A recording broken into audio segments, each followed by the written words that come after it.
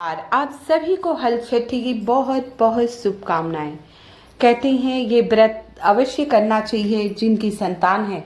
जो महिलाएं व्रत नहीं करती व्रत कथा अवश्य सुने। व्रत कथा सुनने मात्र से ही सर्वदा संतान का आपके कल्याण होगा। एक ग्वालिन थी, वो गर्भावस्था में थी। उसका प्रसव नजदीक ही आ रहा था, लेकिन उसका मन दूध दही बेचने में लगा हुआ था। हलथल छठ का दिन था, ललही छठ यानी बलदाऊ जयंती, तो जो जन्माष्टमी के 2 दिन पहले आती है। और ये भादों के कृष्ण पक्ष की छठ को ही हलखष्टी का त्यौहार मनाया जाता है। हलछठ इसलिए नाम है, बलदाऊ जयंती है और बलराम जी का अस्त्र हल मुसल था और वो कृषि से जुड़े हुए थे। इसमें खेत में बोए जोते हुए अन्न नहीं खाए जाते। इसमें गाय का दूध ताज्य है, गाय के दूध का उपयोग नहीं किया जाता। भैंस के दूध की बनी वस्तुएं खाई जाती हैं। अब ग्वालिन क्या की, गाय और भैंस का दूध दोनों मिलाकर दही जमा दिया था। वो दही ली और दूध मिलाकर ले ली। सोची पता नहीं कब मेरे बालक हो जाए, मेरी प्रसव पीड़ा नजदीक आ रही है। मैं आज त्योहार का दिन है, जल्दी से बेच आऊंगी, 2 पैसे मिल भी जाएंगे और सभी मेरी राह देख रही होंगी।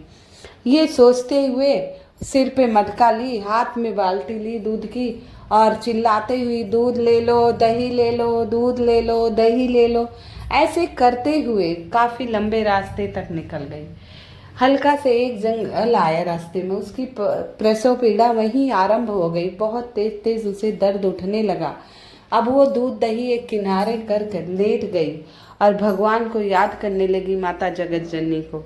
कुछ ही समय बाद उसने सुंदर से पुत्र को जन्म दिया। अब वही पत्तों पर अपने पुत्र को लिटाकर, झाड़ियों के बीच में लिटाकर और ढककर दूध दही बेचने की इतनी तीव्र इच्छा उसके अंदर थी कि वो दूध दही लेकर चली गई बेचने। दूध दही लेकर चली गई बेचने। दूध ले लो, दही ले लो, और मन में पाप इतना था उसने सबको धोखे से गाय के दूध की दही और दूध बेच दिया मिलाकर भैंस में। अब यहाँ सबने ले लिया। सभी व्रती सोची कि ये भैंस का ही दूध दही लाई होगी, इसे पता है हलखष्टी के दिन गाय के दूध की चीजें नहीं खाई जाती हैं। तब यहाँ ये दूध दही बेच रही थी, वहाँ एक किसान हल जोतने आया।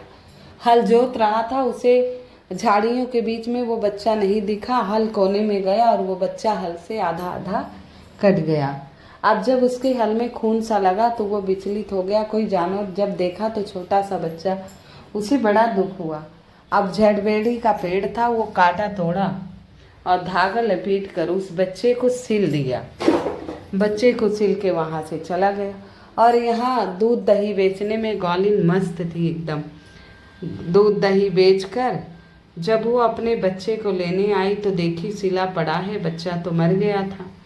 अब उसे बड़ा पश्चाताप हुआ, मेरी लालच की वजह से मेरा बच्चा मर गया।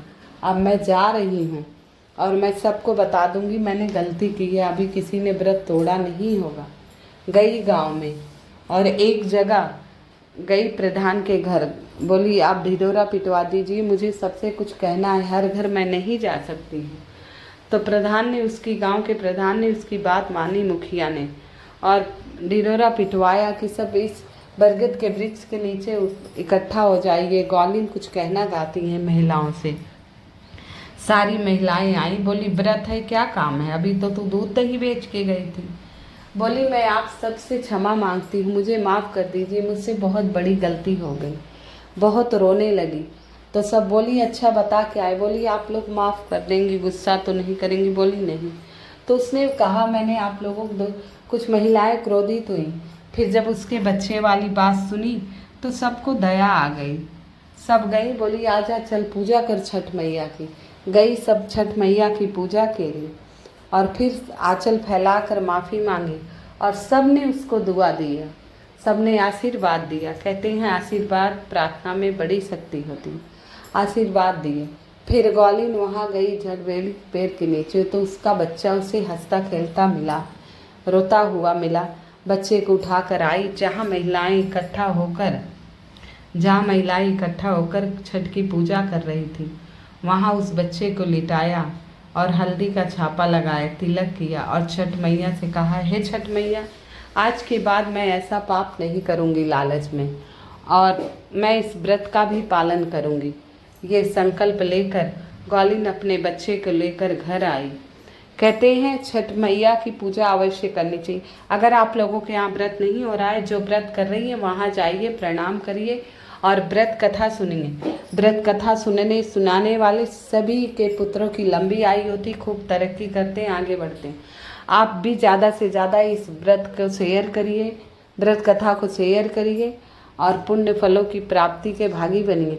आपको मेरी वीडियो पसंद आ रही कृपया लाइक एवं सब्सक्राइब अवश्य कर दीजिएगा। कमेंट में जय हो छठ मैया जरूर लिख दीजिएगा। छठ मैया को एक लाल चुनरी उड़ानी चाहिए। उस चुनरी के बाद, लाल चुनरी उड़ाने के बाद वह प्रसाद स्वरूप स्वयं आप ग्रहण कर सकते हैं। श्रृंगार का सामान हो, साड़ी हो, सूट हो, कुछ भी चढ़ाएं तो वह बाद में आप खुद पहन सकते हैं, दूसरों को नहीं देना, वो प्रसाद माना गया। तो आशा करती हूँ आप सभी को वीडियो पसंद आ रही। लाइक एवं सब्सक्राइब अवश्य कर दीजिएगा। जय